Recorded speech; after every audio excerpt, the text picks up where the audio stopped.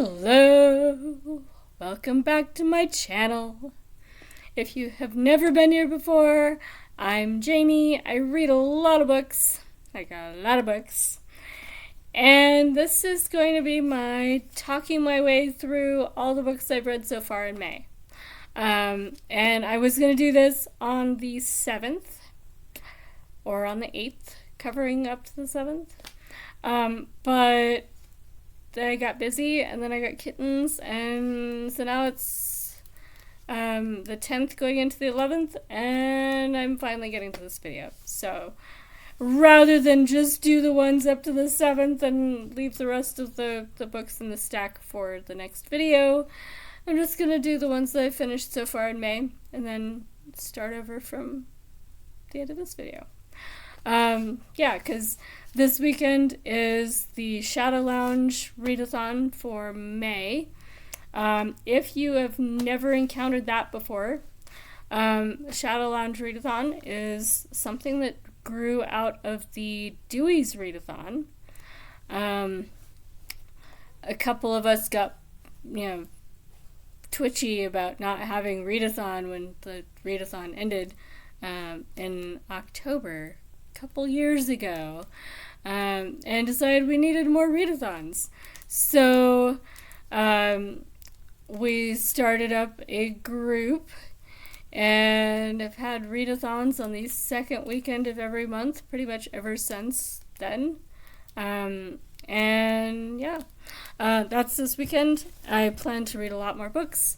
My schedule for working has even changed, so I have more time to read.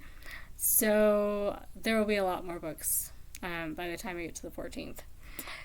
Anyway, so how are things going so far? Well, I joined the Escape the Readathon in Team Snack Squad. No, I am not the person on the team who's reading the most books. Just from what I can see, and I'm not a mod or team leader or anything like that. I'm just one of the people reading books. But from what I can see, I already can tell you there is at least one other person on our team that reads more books than I do. Maybe not more bigger books, as I think their strategy involves a lot more novellas and short books. And they probably read romances, which I generally don't. So, I'm still reading the books that I want to read, and I'm being very strict about that. If I join events and then start reading outside of what I want to be reading anyway, to the point where it's not fun anymore, I'm going to burn out. So, the temptation is there sometimes, but I'm not that competitive. Anyway, so I'm not actually the MVP for our team, almost guaranteed. But I have finished 18 books so far in May, which is not too shabby. It's, for me, it's basically the 10th. I don't consider it the 11th yet. It's the 11th by an hour. 10 days, 18 books. Not bad. A lot of these have been arcs, which is good. I've been working my way through NetGalley arcs because I keep accidentally putting my name in for more books. Oops. And then getting them, which is lovely. And I have been reviewing them, which is also lovely. And so I keep getting more books. So I started out the month of May with 4 NetGalley arcs in a row. I finished Havoc by Deborah J. Ledford, which was really good. I don't remember much about it. It was crime fiction, and kind of, literary crime fiction.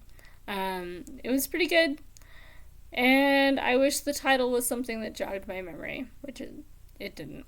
There's a phrase somewhere in this book where someone is saying that they're causing havoc, and it was more of a thriller than mystery. We do know who the bad guy is, and we see their perspective. I remember that. Do I remember anything else about it? That was the first book I read in May. It's been a while.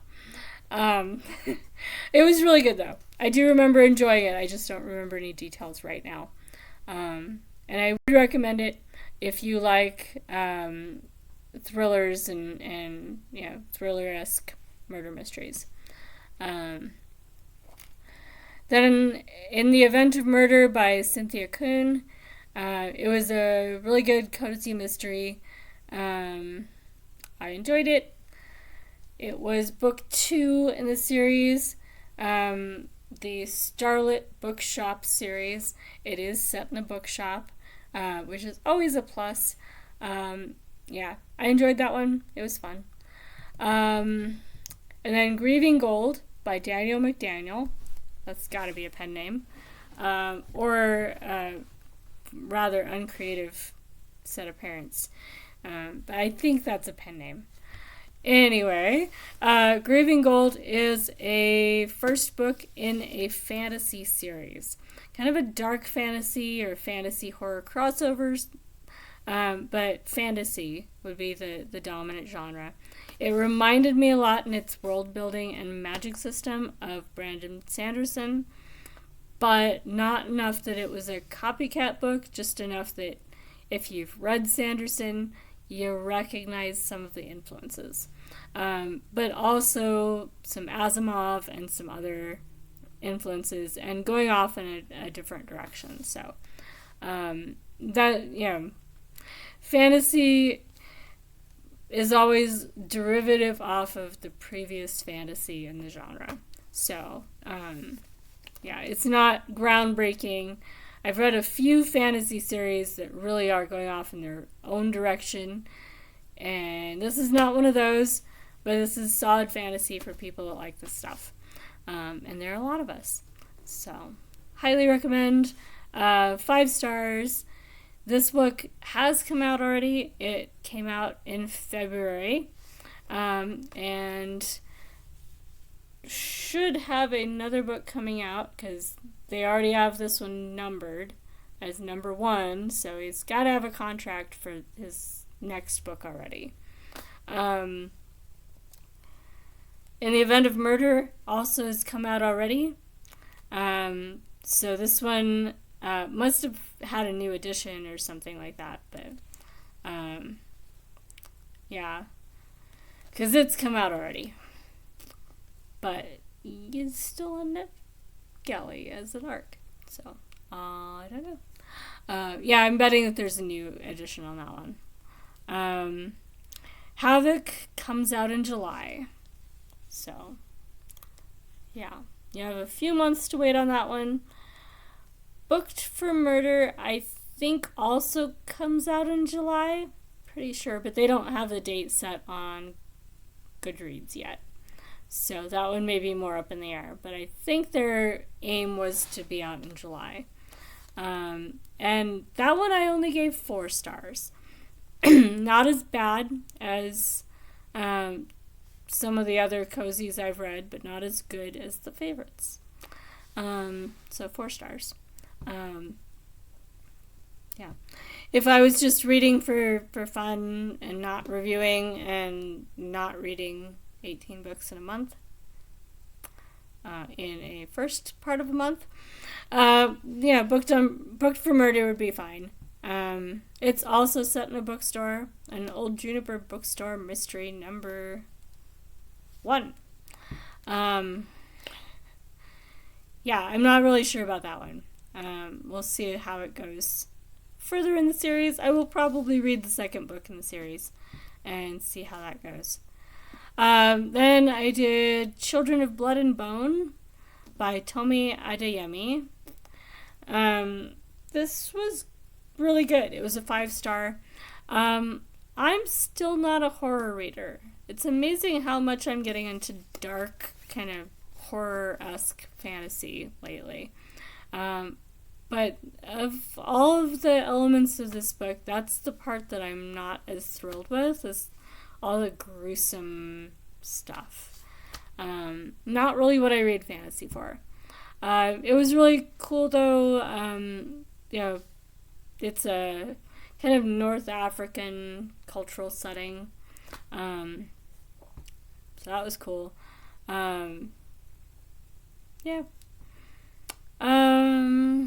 I'll probably read the next book in that series. Eventually, maybe soon. We'll see. Then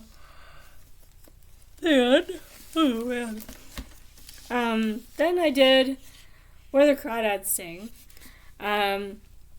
If anybody else is interested in also reading this, I am going to put a thread on my Discord for this book, so that I can chat with people about it if you want. This was going to be one of those. It ended up being a book that I got through very quickly, so it is done. If you have been reading this book recently, let me know what you thought about it in the comments or in the Discord and the thread for it. I liked it. 5 stars. I've read quite a few books kind of like it, so I enjoyed it, but I'm kind of getting tired of this setting. So I'm hoping I don't read another book quite in the same vein for a while.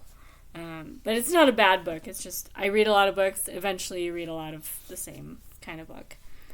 And then I read The Caves of Steel by Isaac Asimov. It was a reread, but it's been a long time since I read that book. Enough that I didn't really remember what all was in this book. So it was fun. Definitely still a reread, and I know all about Daniil and all the robots and how all that's going. But it was fun. It's not very long. It was kind of a palate cleanser after all the blood and guts of the Children of Blood and Bone. And then I went on to Klara and the Sun by Kazuo Ishiguro. 5 stars, of course. I really enjoyed it. It's also robots. So it's a nice tie-in from Caves of Steel. But robots in a very different direction. And I definitely enjoyed it. And it wasn't very long, and the audiobook was really good. I did the audiobook and had the print book briefly. So yeah, that was lovely. Then I did Mystery and Macarons, which is book 10 in the Tearoom mystery series. I think I got this off a free shelf. I don't remember. Anyway, it wasn't very good. 3 stars, which for me is really, it's not very good, because I'm pretty generous in my stars. It did sort of have a cat, but, I don't know if the cat really earned his place on the cover. The macarons are the problem for me. They're not just on the cover. I mean, the cover has macarons on it. So, okay. You don't have to have the macarons in the book if you just have the macarons on the cover. Although you should. If you title your book something involving macarons, there should be more macarons in the book. That's a promise that's pretty strong. And in a cozy mystery, if you're gonna say macarons on the front, there should be recipes for them, or the characters should have some sort of plot that involves them, or something where it's not just in passing in one page. Which is what pretty much the macarons are in this book. So that was really annoying. It was not the kind of book where it was great and I didn't mind the macarons weren't in there. I was still really annoyed by the end of the book that it didn't have any macarons in it. So, kind of annoyed. Yeah. Then I did, let's see. Alright, so the next book I finished was Prairie Chicken. No, not Prairie Chicken. Prairie Ostrich. Why does I think chicken? Anyway, somewhere there's a prairie chicken. Sometime this week, somebody said prairie chicken. Anyway, Prairie Ostrich, which was an audiobook, and I did not have it in print. It was just as an audiobook. So Prairie Ostrich by Tamai Kobayashi. This one was recommended on my library page because it is Asian American and Pacific American month or something like that. I think there's 2 different month designations that both kind of tie in. Prairie Ostrich is about a Japanese family. Yes, I think Japanese family. Yeah, that are in Canada, and they're the only family that's not native in their area. And a little girl that's dealing with this. Yeah, so it was really good. I think 5 stars or 4.5 stars. 5 stars on Goodreads. And I read The Cradle Will Fall by Mary Higgins Clark. Not a super amazing book, but not bad. It was fun. Enjoyable, just, not super, super memorable. And then State of Fear, which is the lowest rating of this month so far, with 2 stars. I've read other Michael Crichton books that were pretty good. Not always 5 stars. As a matter of fact, most of his top out at about 4 stars for me. Because he always has this preachy bit where he goes off on, his message that he's trying to get across with his book.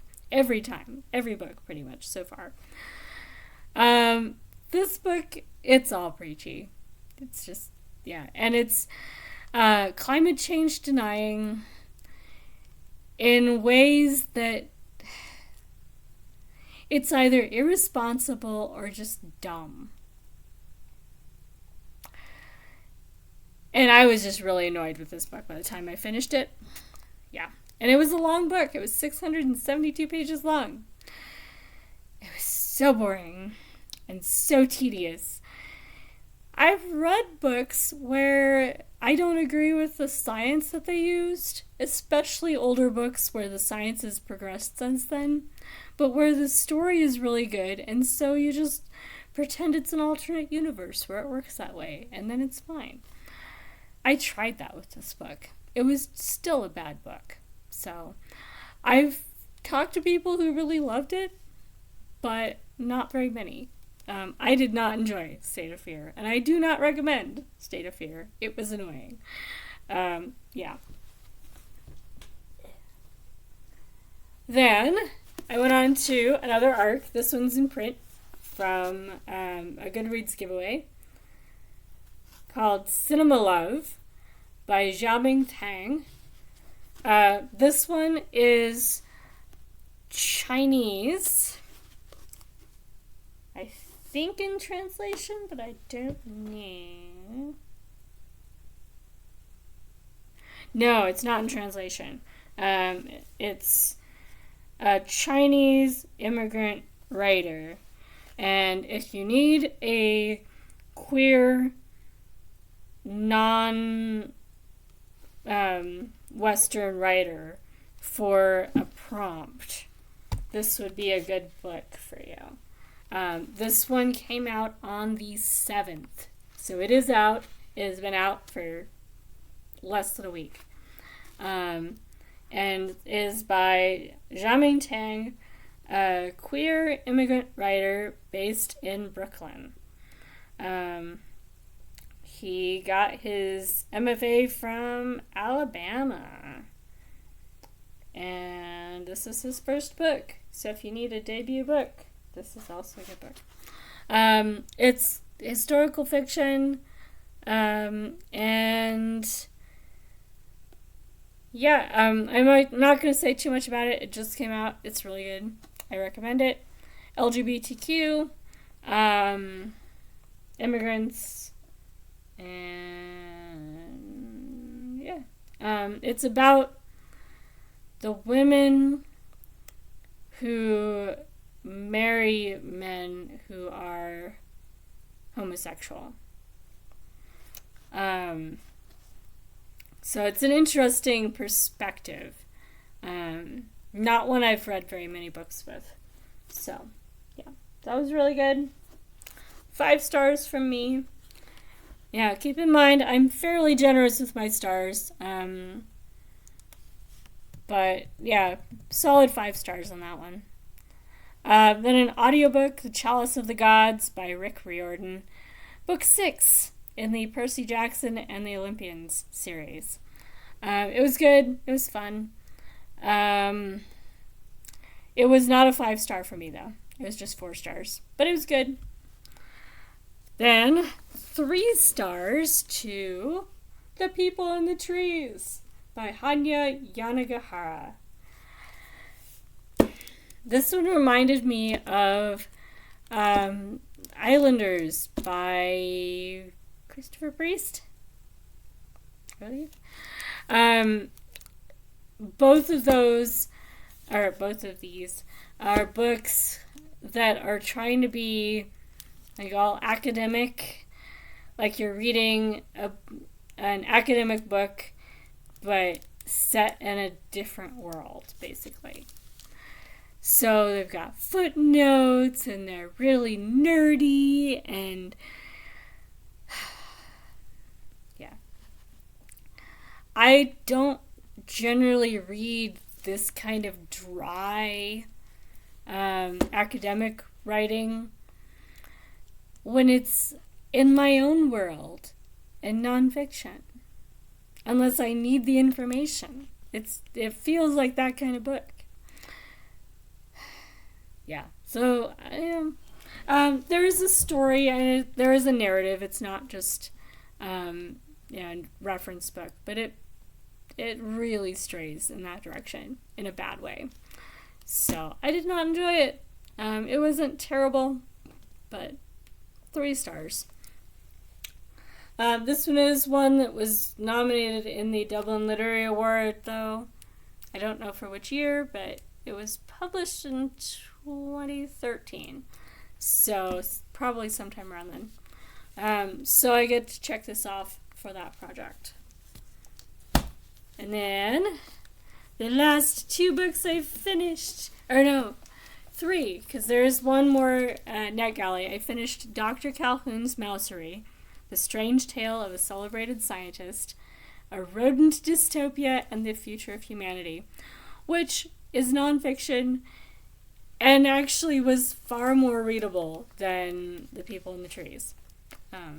Although Dr. Calhoun's Mousery by Lee Allen Dugatkin did only get 4 stars, because it does get a little dry and tedious near the end. Like the last third is what you normally expect from a academic book. But the first 2/3 are really good. And so it still kept its 4 stars. I have a biology degree, an ecology degree, and a psychology degree. So for me, the language in this book was fine. If you don't have any college background in behavioral sciences of some sort, you may want to take this book a little slower and look up stuff. Because it's not written enough for the lay reader that someone without a minimum college background in behavioral sciences would find it, easily readable. You'll still get something out of it anyway, even if you don't have that kind of background, but not nearly as much. And I think that's where you're going to start seeing the 3 stars and the 2 stars. Because it's not something where you need to have a degree to understand it, but it is something where you need to have some background. So I will say that, but it was a really good book. If you have the background, it's a 4-star. I definitely recommend. Dr. Calhoun's research is probably part of what inspired The Secret of Nim. And his experiments show up in a lot of textbooks about behavioral sciences. I know when I was in my 2 degrees in behavioral science stuff, I definitely came across his research in probably every other textbook, it seemed, for a while there. So yeah, very important researcher, and a lot of his experiments are way cooler than what shows up in the textbooks. So yeah, so that was kind of fun. And then I finished Rabbits, which I still have some bookmarks in because I need to go back and revisit some stuff. This is one where you finish it and you're like, whoa, what just happened? What's going on? What did I miss? Oh my goodness. It's book 1, apparently. So there's a sequel, or will be a sequel. I haven't looked at that yet. So I definitely want to make sure I know what happened in book 1 before I try to read a book 2. Yeah. So I either will hold on to it another, I don't know. It's a bad month to be rereading anything. So I might have to recheck it out or find my own copy because it's a library book. And the last book I read, this one I finished for sure, is Stars Over Clear Lake by Loretta Ellsworth. It was set to come out a while ago. This is a book that I was supposed to have read. It was a Goodreads giveaway, and I didn't get to it. So I finally got to it. Does it have a date that it's going to come out? Oh yeah, I've had this a while. May 2017. Oops. Yeah. This is one of those that, kind of why I like print arcs, though. Because I did eventually get to this. If I have it in print, eventually I will probably get to it. And this one got 5 stars from me. And it actually reminded me of Tom Lake, but it was more fun, and the characters weren't so flat. And by flat, I mean, okay, Tom Lake is like beige or pastel. It's a nice story. That's all it is. It's nice. This one has a lot more texture to it and a lot more dynamism. It's not just beige. So, similar to Tom Lake, similar story, similar structure. It's set in Iowa during World War II. It involves German POWs that are located in Iowa to do farm work and other stuff while they're POWs.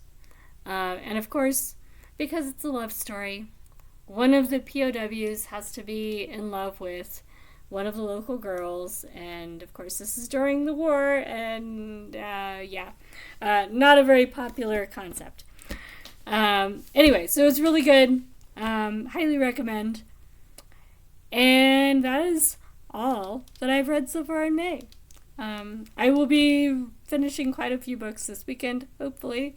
So there will be a new video with what I've read for the second segment of May.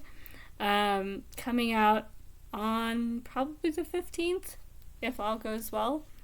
And then there will also be a video or two finishing up my book haul, because I got 103 books from our bag of books sale today at the library. And I'm not going to make you guys watch 103 books worth of, showing books all in one video. So I'm cutting it into thirds, I think. I did 1/3 already. That should be coming out soon, or it's already been out just before this video. We'll see how that works. And then I'm going to film the other 2/3, and that should be all the videos for a little while I'm busily reading more books for my team. So I probably won't record the rest of my book haul tonight, because it takes forever to upload videos on our internet. So I'm going to get these first videos, the book haul first segment and this one up. And then probably tomorrow night or Sunday night, I will do the rest. Probably tomorrow night, because I like to be on sprints on Sunday nights. But yeah, so expect more book haul. And expect more kittens. They're adorable. And I will talk to you again soon. Bye, guys!